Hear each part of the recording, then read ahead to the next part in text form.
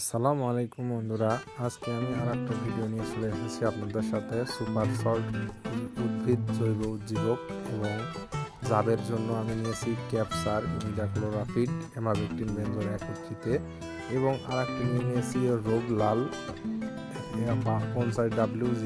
এটা মূলত ইফুডিয়ান গ্রুপের। রোবলাল আসলে সবাই চেনেন, পেঁয়াজ চাষের জন্য রোবলালের কোনো জুড়ি নেই। রোবলাল পেঁয়াজের বাঁধা পোড়া রোধ করে, হেলে পড়া রোধ করে, সুসা সুন্দর মোটা করতেও সহযোগিতা করে।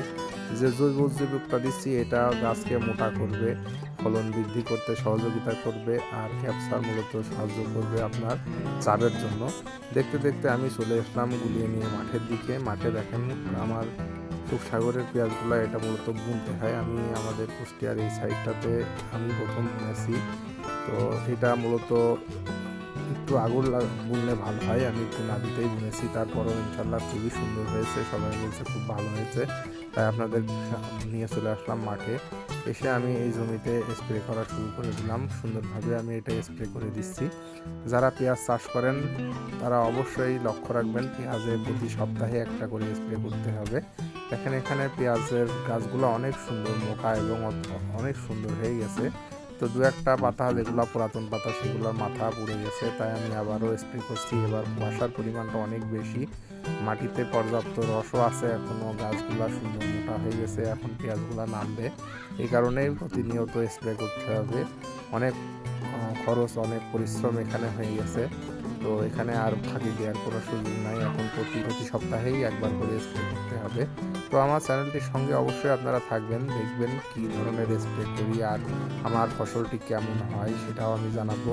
অলরেডি 2টা সেচ চলে গেছে, আবারও সেচ দিতে হবে। পেঁয়াজগুলা অনেক সুন্দর লাল হচ্ছে। ইন্ডিয়ান পিস, এটা ইন্ডিয়ান জাতের সুখসাগর পেঁয়াজ। আমি এটা সংগ্রহ করেছিলাম।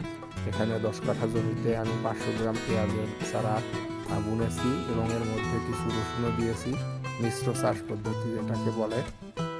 তো কৃষি বিষয়ে সকল তথ্য পাওয়ার জন্য আমার চ্যানেলটিকে আপনারা ফলো এবং সাবস্ক্রাইব করে রাখবেন, আমাকে উৎসাহ দেবেন। যদি আমার চাষে কোনো ভুল ত্রুটি হয়, যারা জানেন অবশ্যই আমাকে পরামর্শ দেবেন কমেন্টের মাধ্যমে। আর আমি যে স্প্রেগুলো করছি সেগুলা করলে ইনশাল্লাহ ভালো হবে। যারা আমার থেকে বেটার জানেন তারা আমাকে কমেন্ট করবেন, আর যারা জানেন না অবশ্যই এই চাষটা ফলো করলে ফসল ভালো হবে। আমি এইটুকুই বলতে পারি। আমি যে সব কিছু জানি সেটাও না, আমি চেষ্টা করি জানার, শেখার এবং যারা জানে না তাদেরকে শেখানোর জন্য। তো আমার পেঁয়াজ কেমন হয়েছে অবশ্যই কমেন্টে জানাবেন। ভালো থাকবেন, সুস্থ থাকবেন, আর প্রতিনিয়ত চাষিকে ভালোবাসেন, চাষিকে ভালোবাসেন। কৃষি বাঁচলে বাঁচবে দেশ, দেশ সুন্দর হবে, আমরা স্বনির্ভর হতে পারবো। ধন্যবাদ সবাইকে। আসসালামু আলাইকুম।